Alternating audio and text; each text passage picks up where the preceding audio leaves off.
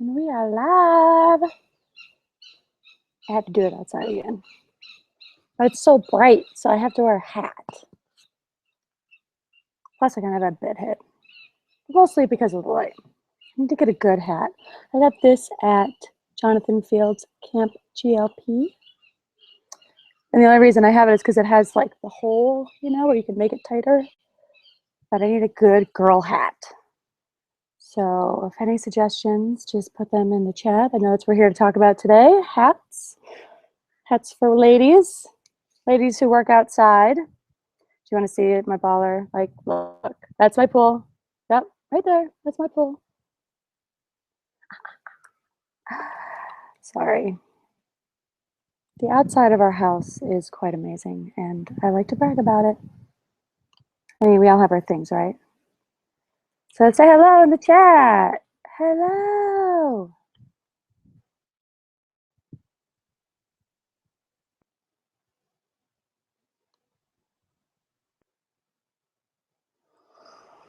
I wonder if, so it says 2 viewers, but then it says 6 active on the, okay, so we're good. Clay says hello.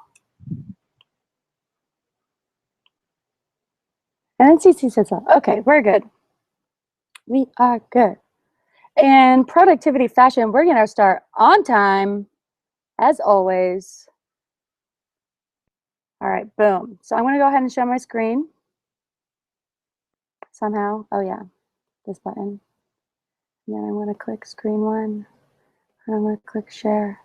Whoa, Vortex of Julia! Ah, multiple universes. We're not alone. Okay. So today we're going to talk about productivity apps and hacks, specifically ones that help you focus your attention on what you are doing.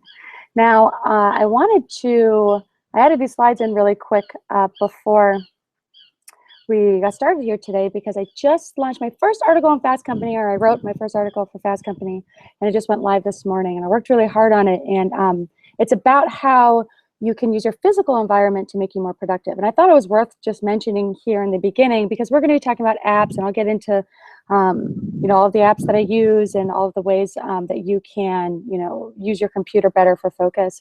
But I wanted to talk about the 3 suggestions that I mentioned in this article here because it's really relevant to what we're talking about. So basically, the article came out of a lot of research that I did around basically how to prep your mind for focus. And a lot of it came out of the behavioral psychology kind of studies and the neuroscience studies that talk about habits, right? So if you read Charles Duhigg's book, and if you've read anything about habits, which I'm sure you've come across some stuff in the last few years because it's been so popular, a popular subject to talk about, is that there's cue, trigger, reward. It's like this cycle, so everything that we do, most of the things that we do are habitual, things that we don't even realize. I love using this example where when we used to live in New York, we had really hot water. Like if you turned it on, you had a couple seconds before you burned yourself. I mean, the water was so hot. It was really nice when you wanted to boil something because it would boil in like 3 seconds. But it wasn't a specific like extra, like you have the hot and cold extra faucet off to the left. It was like the regular. Anyways, in the shower, I knew it was like a 1 dial deal, right? So you kind of like turn the dial to a certain place, and then it would be the perfect temperature for you. And mine was about like 6 o'clock. Like 6 o'clock, if I turned the dial, it was just warm, not too hot, perfect for me. And overnight, they must have had someone go in and work on the system downstairs because 6 became scalding hot. So when I moved that dial to 6 and I got into the shower, I burned myself. And I did this for a week before I stopped myself right before I was about to grab, the dial and say, oh yeah, I need to turn it down because it's hotter now. So it just goes to show like that process of me waking up, rolling out of bed, getting into the bathroom, brushing my teeth, turning on the shower is so automatic, although we think we're doing it because we're consciously, awake, but our mind is doing that on autopilot. So we don't have to think about it. We don't have to think, oh yeah, where is that point with which, on the faucet that is perfectly warm for me? Like your brain remembers it, you do it automatically, and you don't need to think about it anymore. it saves energy, it conserves all that kind of stuff. And so that's a lot of that is the way that we work too. Like we're set on these automatic thought processes and triggers and habit loops that can be triggered by time, location, all that kind of stuff. What you hear, the way that you feel. So I want to talk about 3 ways that you can improve your focus just by improving the habits that you use to work. So, for example, the place you work. There's research to say like you shouldn't work in bed. You also shouldn't, eat in bed, and you shouldn't read in bed, and you shouldn't do all these things in bed because your brain associates bed with sleep. And if that's the only thing you do there, as soon as you get into your bed, your brain's like, cool, we're sleeping now, let's do this.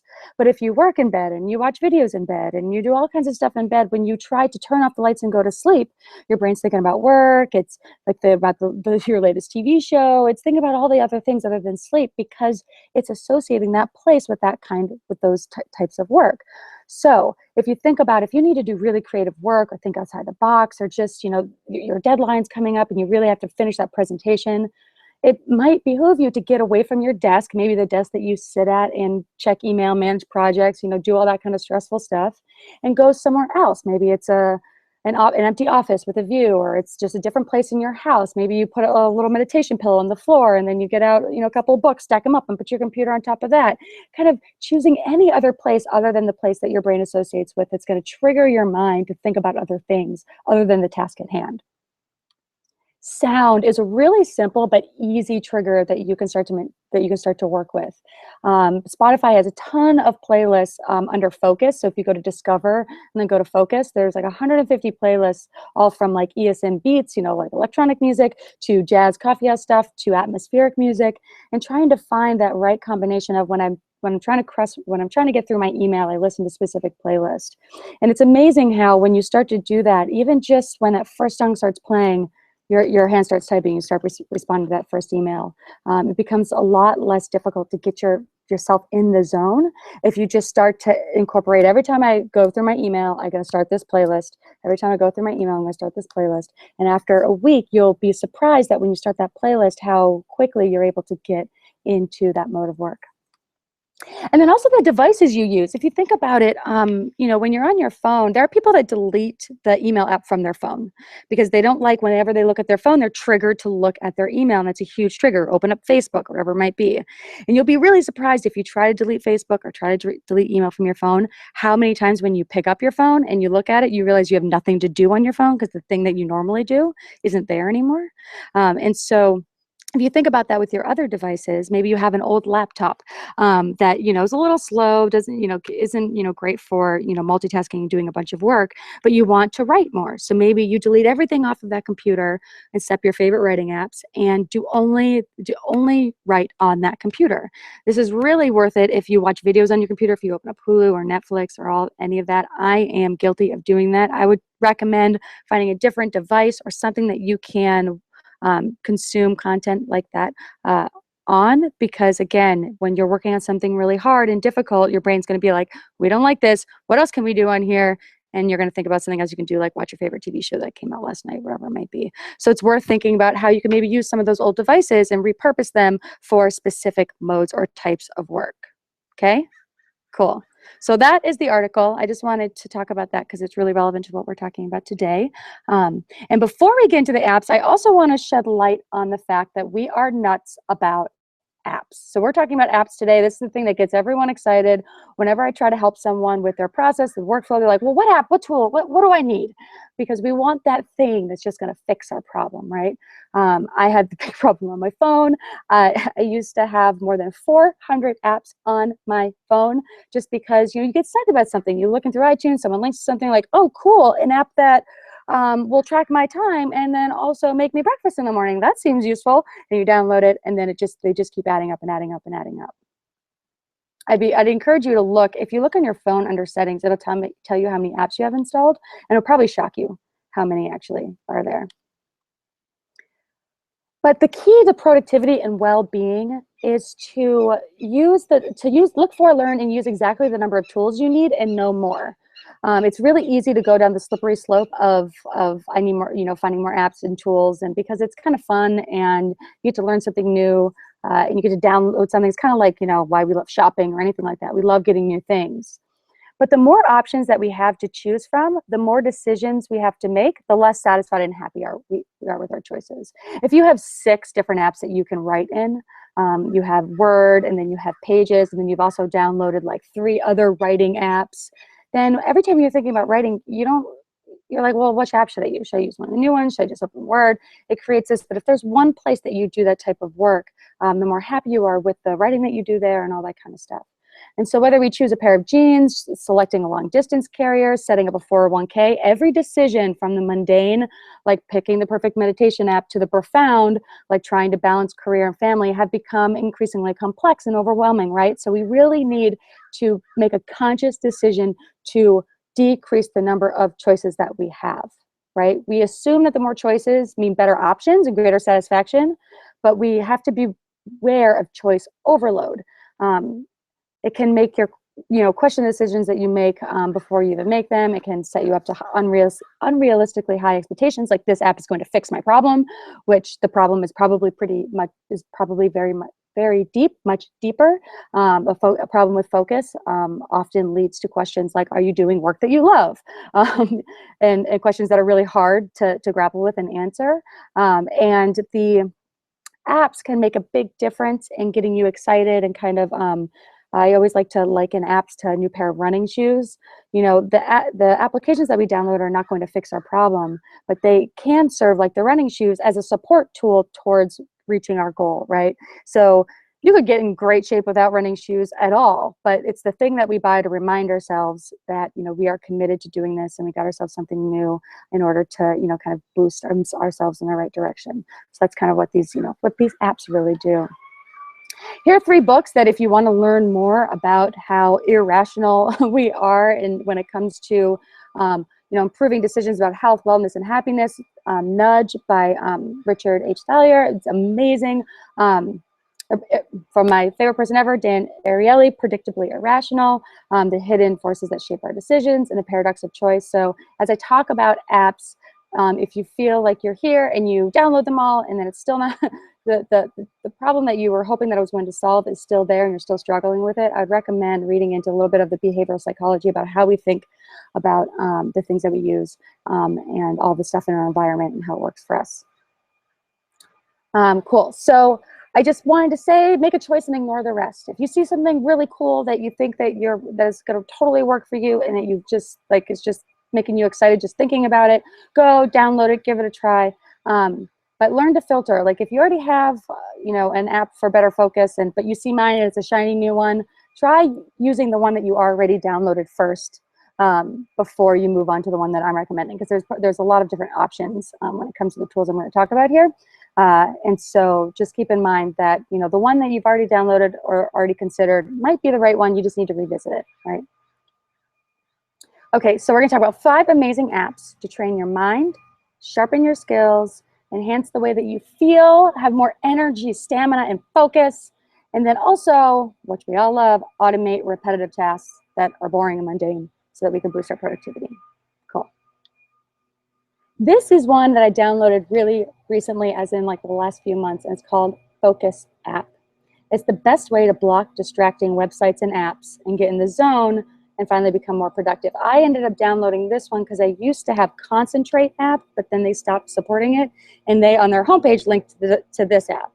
Now, there are a bunch of apps that kind of do the same thing. There's, I'm blanking now, that basically block out certain websites for a certain amount of time, like Facebook and Twitter. But this one is an application that works across your computer, so both with websites and applications.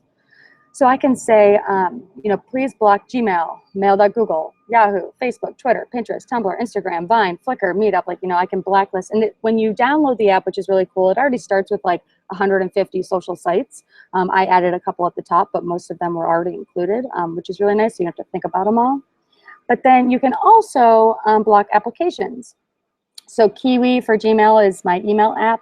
Sunrise was my calendar app, and then Slack, and then I love designing things. So Pixelmator is basically a poor man's version of Photoshop, and Adobe. So like whenever I'm frustrated and I'm stuck, I usually end up opening up like Pixelmator or Adobe Illustrator and start designing an icon or something weird like that, which I'm not very good at, but I do it anyways.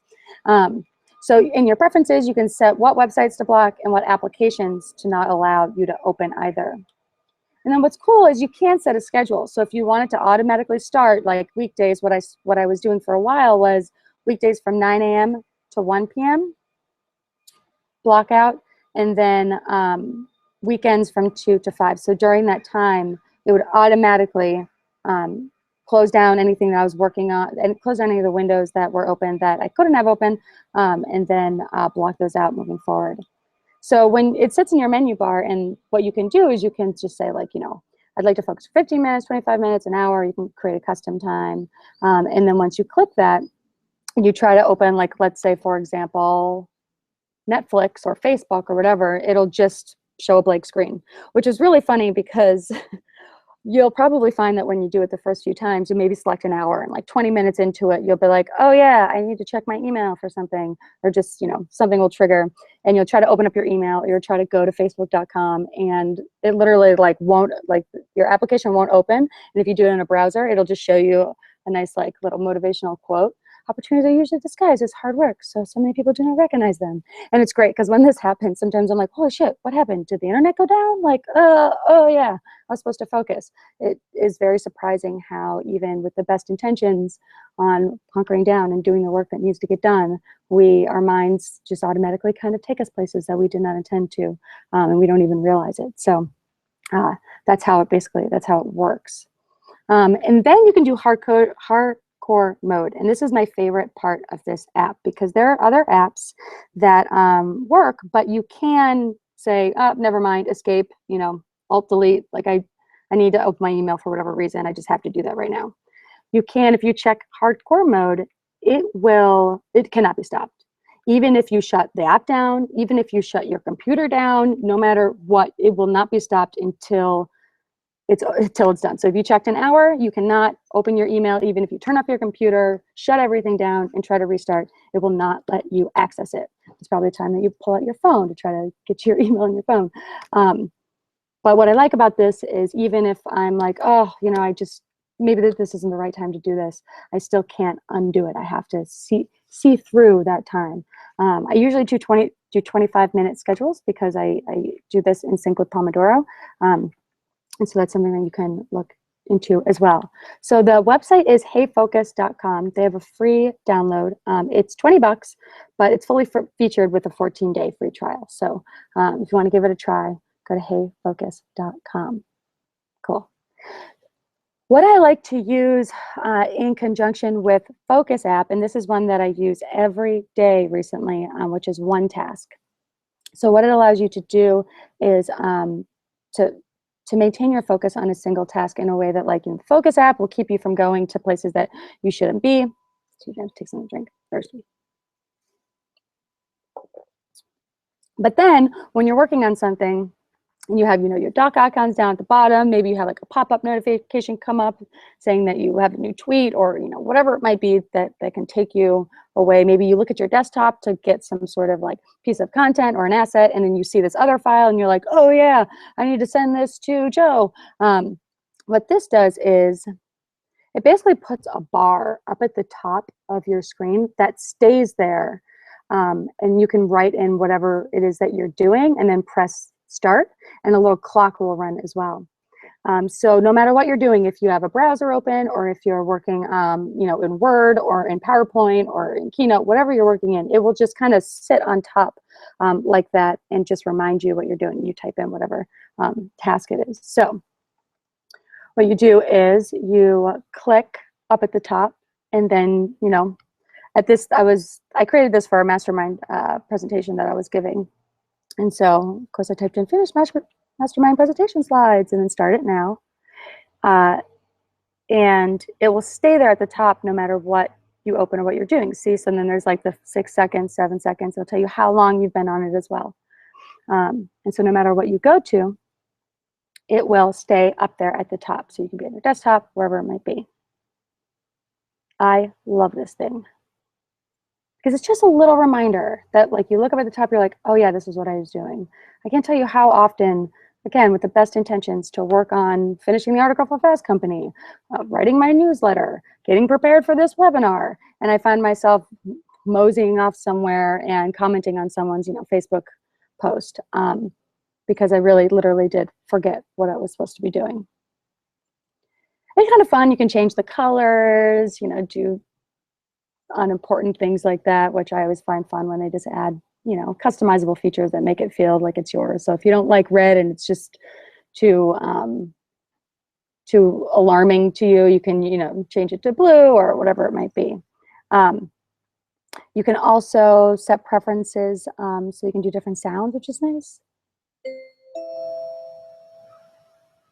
So it can be, I don't know if you can hear that. I can hear that, but it's chime and bamboo, and you can play it every 15 minutes just to kind of remind you, which I like to do. So every 15 minutes, it will just kind of chime to remind me that, hey, this is what you're working on.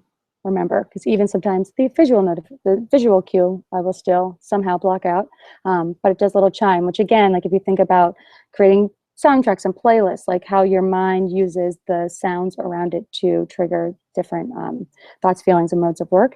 If you select a certain sound, let's say it's the chime, you'll start to remember to pull your attention back every time that chimes if you use it often enough and stick with it.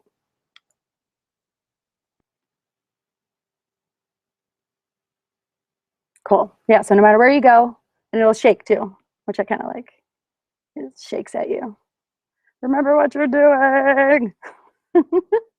It's cool. It just kind of hovers at the top, and it does cover up like the controls, the menu bar at the top. But if you just kind of hover over it for a second, it'll fade into the back, and you can click on the controls at the top, so you don't have to worry about not being able to access whatever you need to access. So that is onetask.com. So you can try that one out. Cool. Next one is Zone. This is really good for, Zone's a time tracker, but it also, you can add projects and use colors, you can see graphs. It's basically kind of like, it's a great thing if you want to start to think about, what did I do this week, or what did I do last week? You can specify tasks, start timers, and generate basic reports. It really is simple time tracking without a lot of bells and whistles, but I really like the way that it looks. It's just really well designed. There are a lot of ugly time tracking pieces of software out there, and this one just looks really good. Again, it sits just like a Focus, just like the Focus app. It sits in your menu bar, and what you can do is basically select what you're doing, and it will start the clock as you're doing it. So I like to use this in combination with blocking out what I'm not using, meaning like using the Focus app to block out email and all that kind of stuff. Then I use OneTask to have that bar kind of sit up at the top to remind me, this is what you're working on. Stay focused. This is what you're supposed to be working on. Even if you can't access your email or do any of that other stuff, like stay here. Stay focused on writing. Get this done. And then what it will do is it will kind of put into a calendar and kind of block out. I like the way that it looks, right? So at the end of the week, you can see that, I spent writing a book in this much time, programming this much time, school, and this is just a mock-up example. But you can start to see where you're actually spending your time.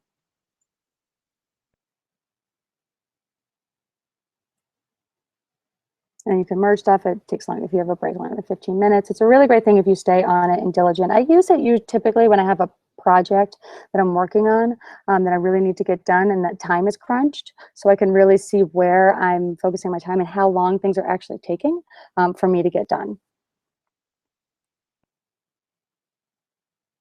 And this is kind of a weird website. It's rinik.net/zone. And after this webinar, I'll send everyone an email with all the links. So if you're not writing it down, no big deal. I will send it to you. And this one isn't a Focus app per se, but it's an iPhone app that is also on Android as well. It's a simple breathing app. So I wanted to take a step back and talk about, okay, so we have all of like the tools that we can use to help like force our focus, like to to keep us from going into habitual patterns, like when we have a day that we really need to work and we need to not do the things that we can get caught up in sometimes, right? Like checking Facebook or checking our email. We need to stay focused and get our stuff done, because we're wasting our time and we're multitasking, and it's no good for our output and productivity. And that's really important right now, right?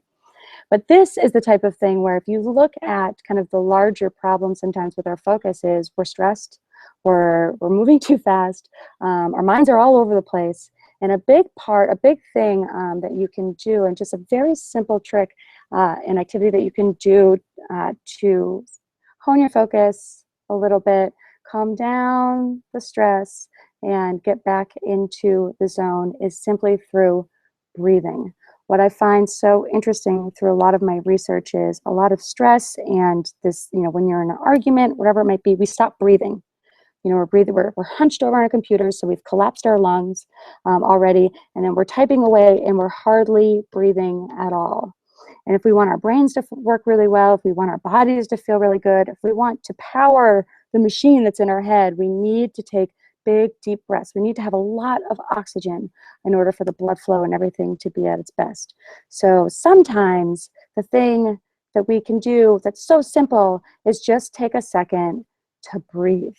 And breathe in a very specific way that will kind of reboot us and give us the oxygen throughout all our cells in our lungs that we need for it to get to our brain. Okay, so one of these is a play video, but I'm not sure. Oh yeah, I hope that you can hear this. So I'm gonna unmute. Okay, so what we're gonna do.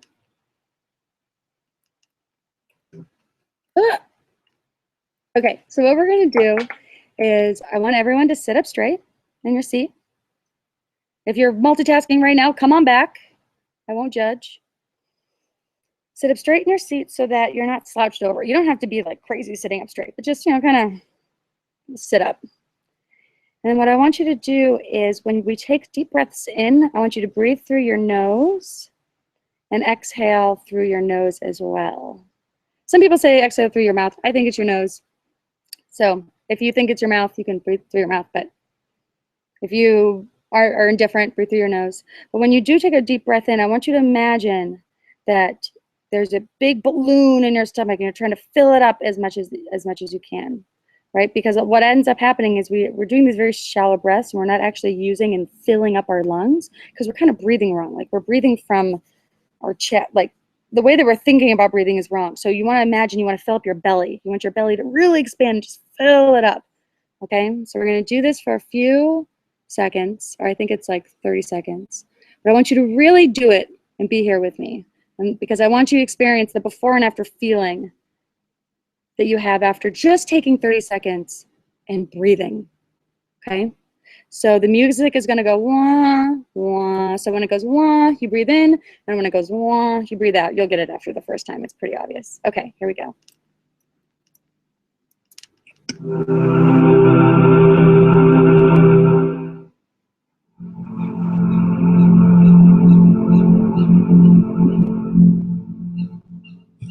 Deep breath.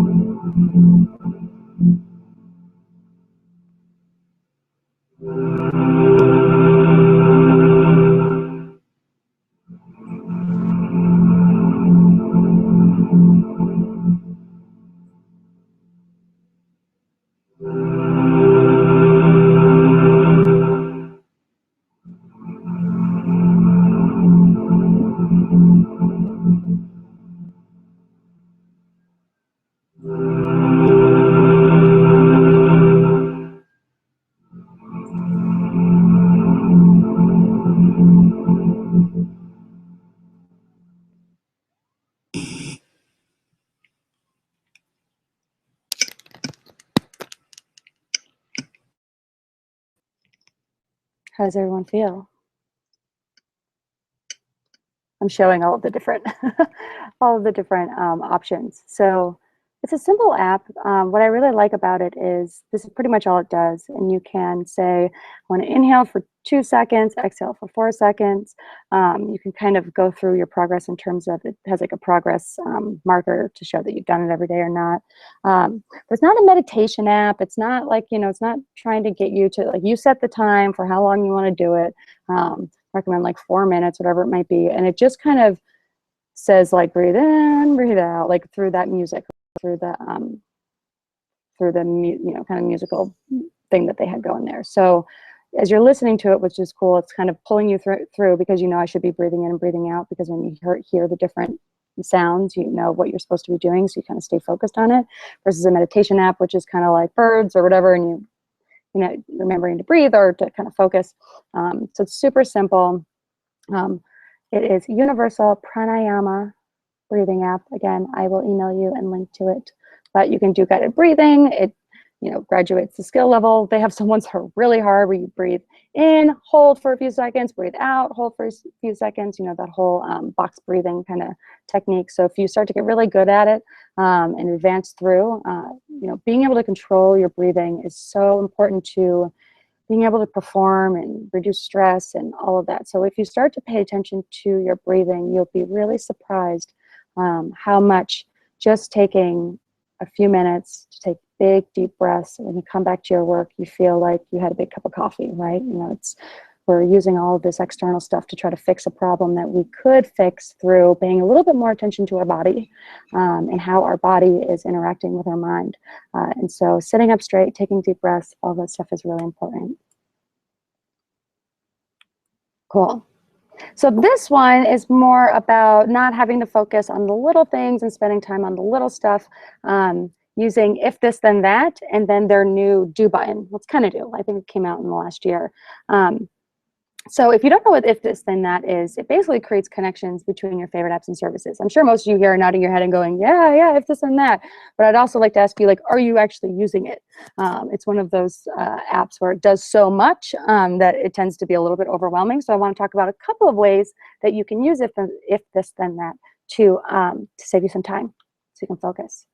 So you can speak notes into Evernote using Siri, and will automatically, into your iOS reminders, it will automatically trigger to add an Evernote reminder in Evernote. So you first create a reminders list called Evernote to your iOS reminders app, then tell Siri, add Evernote reminder, you know, whatever your note is, and it will create a new reminder in your Evernote list, which will in turn append the dictated message to an Evernote called Siri Notes.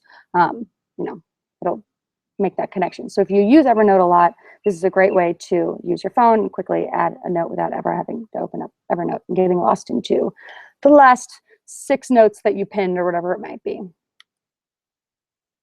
If I leave the house, turn the AC down. So if you have a Nest thermostat, you can connect IFT with your phone, and your phone knows if you're left the house or not. Yes, the future is here and they are all tracking us. It will turn down your thermostat. If this one I love. If I enter the supermarket, show me my grocery list on iOS reminders. It'll literally pop it up. So it'll open up your iOS reminders app as soon as you enter in the grocery store. This in New York was a little difficult because, you know, so much of my stuff, my space was so condensed, and if I walked past the supermarket, it would like trigger. But if you now, like I do, like live in the suburbs, and you know, the supermarket is a very specific place that you go to and you drive into, and once you're in the parking lot, like that's where you're going. This one works really, really well.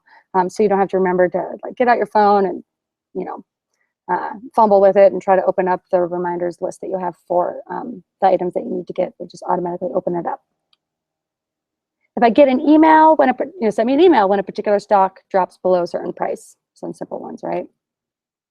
Share a popular business day article with your LinkedIn connections. We all have to, or feel like we have to, you know, keep all of our social media updated and alive, and there are lots of ways that you can automate a little bit of that. You don't want to have a robot social presence, but there are, if this then that, I encourage you to look into it to figure out all of the ways that you can push some content into your social channels to keep it fresh and updated without feeling like, oh, I haven't logged into LinkedIn in a week, so I need to go in there and do a bunch of stuff. It'll kind of, you know, keep that stuff updated. They have, I had not looked at it in a while, and I'm just shocked at all of the ways that you can and all the things that it connects to. If you have something that you're doing by hand manually that requires you to take stuff like copy it from an email and put it somewhere else, or from a Google spreadsheet to another place, go look at If This Then That and search the tools that you use, because I bet you that it will be able to help. They've added so many services. It's amazing. The Do button. So they created an app that essentially, so If This Then That allows you to create connections and stuff happens automatically, right? The Do button is basically you create a connection, but then when you press the button, it will take action. So it's a shortcut to the things you do most often. So here's how it works. I'll just kind of show you. You click on the Do button and you can like block off the next hour. If you're on the way, on your way home, you can click it and it'll email someone or send them a text that you're on your way home. Text my friends my location. As soon as you click, so you create these buttons and you click them, and it will automatically do that action for you versus you having to manually go through it. And that's an example of, I said, text my friends that I'm here. It sent the text, someone clicks on the link, and it'll open up my exact coordinates where I am. And that's where I am right now. I'm on Oak Creek Trail. So if anyone wants to come stalk me, just rewatch this and pause it there and come and say hello. Yeah, there's a ton of services that it connects to. One that people use a lot is the photos one. You can create a recipe where you add photos to albums, as you take them on your iPhone. Cool. Set my thermostat, text my friends, create a swear jar. This one might be fun for kids. Like every time they do something fun, they get to click the button and it adds to a Google spreadsheet. Essentially, it'll just keep adding $1 and the date. And so then when they open up the spreadsheet, they can see how much money that they've earned for their good behavior. No more piggy bank anymore, right? Just, hey kids, open the Google spreadsheet. Mama doesn't have cash. There's so many ways to use it. Get out of a bad date. It'll ring your phone if you press the button. Email yourself an amazing GIF right now. It can be used to not focus as well. Turn on your coffee maker. Lots of fun things. It's always funny with these workshop webinar things where at some point I realize I'm talking into a screen and I don't know if anyone's listening. Are you there? I'd have to like click over and go away and go back to Crowdcast to even see if anyone's asked questions or not. So I'm kind of just floundering here. Cool, so we talked about, what did we talk about? We talked about Focus app that eliminates distracting websites and applications or things that you tend to go to when you're trying to focus. And then One Task, which basically just kind of puts what you're doing up at the top of your screen and reminds you by shaking and having little chimes and bringing you back, trying to bring your attention back, right? You're trying to train your focus to stay here, stay here, stay here. And then we talked about the Pranayama app, and I forgot the one in the middle, the Ringkit Focus app.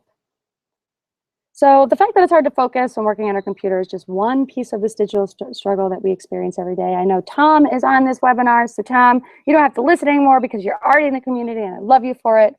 We've got so much stuff inside of our computers, our documents, our notes, presentations, spreadsheets, pictures, movies, songs, applications, contacts. It's become basically a glorified junk drawer, rather than a well-oiled computing machine that we use to create and share important work, right? It just adds up and up and up and up, and it just keeps getting more and worse, and no wonder we can't focus. It's ridiculous. We have the equivalent of over 500,000 books saved on our computer. Most people don't realize the magnitude of how much information that we have to deal with every day. The computer that you're staring into right now has the equivalent of over 500,000 books saved inside of it.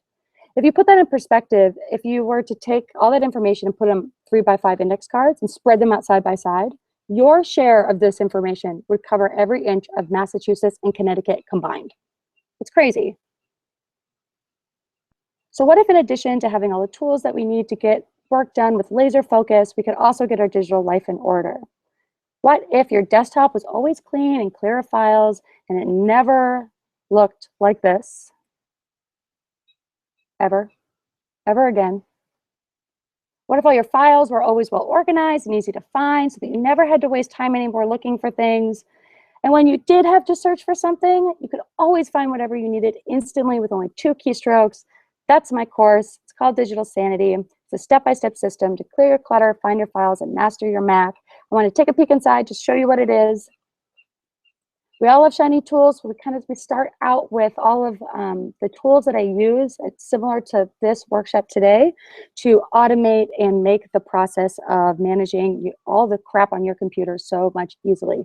So we use Text Expander, these text expanding snippets, something that I use way more than just to manage my files. But I give you all the stuff that you need in order to automate the process moving forward with all the tools that you need, so that you can search and find everything faster and better. So I teach you how to use your Spotlight and other tools like Alfred to make finding things super easy. Basically, this course is a life-changing magic of tidying up your computer, and if I were to say it in just a sentence, because we go in, we clean out all the stuff that you don't need, get it out of sight, put it in storage, aka an external hard drive, and I show you easy ways to find things that you haven't accessed and that you don't need anymore, or that you at least don't need immediate access to. So we can get those out of sight. Because if we were to clean up the computer, finding the things that we need would be so much easier, because we wouldn't be searching through all this junk that we don't need, right? If you were to think about, I always think that if we were to walk into our computers like we do walk into our home, we'd clearly be hoarders. There would be stacks of newspapers from 8 years ago piled up at the front door. We have so much crap on our computer that we don't need, and it's really making working with the stuff that we do need a lot harder. So I show you how to fix that problem. And then I teach you all the amazing ways that you can navigate all of your stuff that nobody knows. I didn't know before I started creating this course, and then I went, deep down the rabbit hole of all of the ways that all the shortcuts and ways you can customize and navigate the Finder system like a master. Apple put a lot of time and attention into making that stuff possible, although no one knows about it. So I teach you all of the ways to basically be able to navigate all of your files like a boss. And then I show you my same filing system, which is weird and quirky and amazing, but what it helps you do is really rethink the way that you name and organize your files. So the way that I feel about the whole organization issue with our computers and our files and our stuff is that I think that we are over-organizing everything. Gmail and Apple have all kind of come to terms that it almost doesn't really matter where you put stuff, because search is so good. So we need to just do a better job at naming our things better, and then putting things in big bucket, foldering things and putting our stuff into buckets that make sense with the way that we think and the way that we work. So it goes into a little bit of the neuroscience and geeks out a little bit on that, but then gives you practical ways to think about how you should be naming your files moving forward, so that you can easily find what you're looking for without ever really having to search too hard for it. Or have to search, 4 folders deep to get there. And then we talk a lot about automation at the end. Once you set up your system, there's no reason that you should have to do it over and over again. For example, I have an application that when I download a zip file, it automatically unzips it and sends the zip to the trash. So then what's left over is whatever was in the zip file. I had to turn the system off because I added a rule that was wreaking havoc, and I had to turn it back on. And when I downloaded a zip file, I was like, oh, I have to open the zip file. It's amazing how many of the little things that we do every day that we don't realize eat up a little bit of our time, our energy and attention, that when we automate it, it just becomes a new part of your workflow, and it saves you that hassle. So there's all kinds of ways you can do fun stuff like that. And I preload a bunch of zip files that you can upload to these applications so that you can start and hit the ground running. So that's Digital Sanity.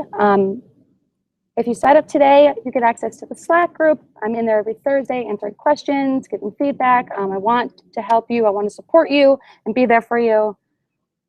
You also get a private coaching session with me if you buy today. You get a 30-minute strategy session. You'll get access to my calendar. I really want to do everything that I can to help you fix this problem, because it has made an unbelievable change in the way that I work and my happiness with my computer and working online, and I want the same for you.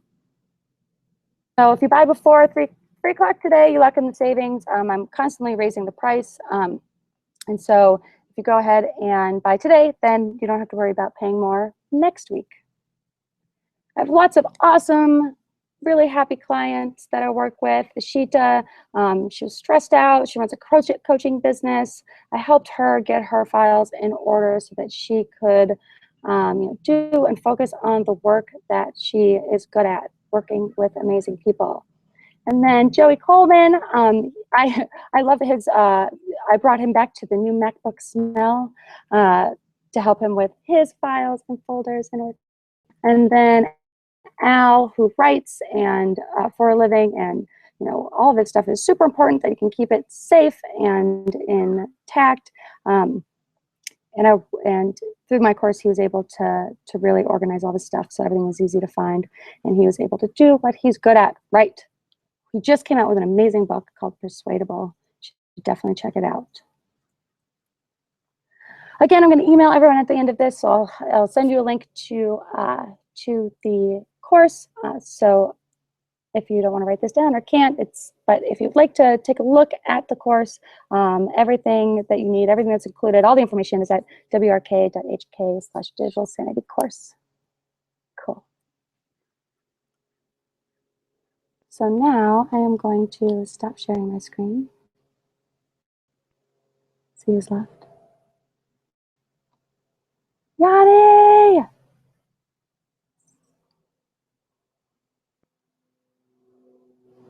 Cool. So any questions? I'm going to go through.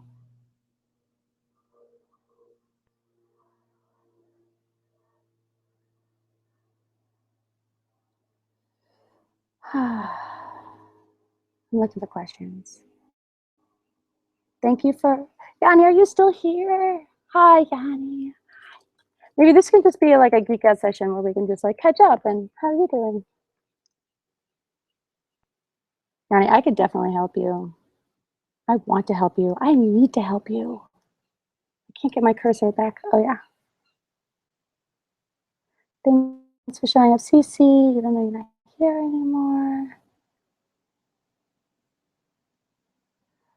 Paul, the replay will be available. I can't speak anymore. If you are interested, I will, again, I'll follow up with everyone with the link to the replay as well. So you don't have to worry about that.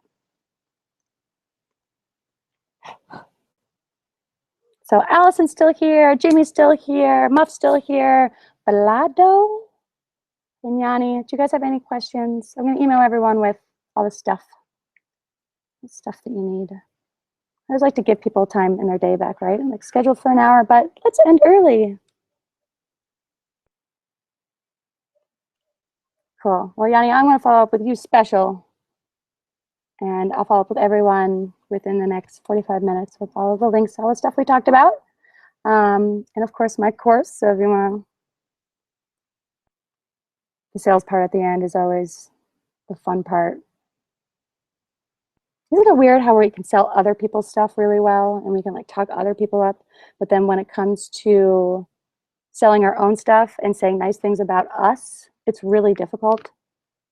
How does that make any sense? I don't know if it does. I don't think it does. The brain works in mysterious ways. Okay, everybody, expect to hear from me via email, a personal email from me within the next 45 minutes, and you can ask me any questions that you have there. Thank you for coming, Allison. I like your name a lot. I thought that the first time. I said, Allison Monday. Okay. I'm really leaving now.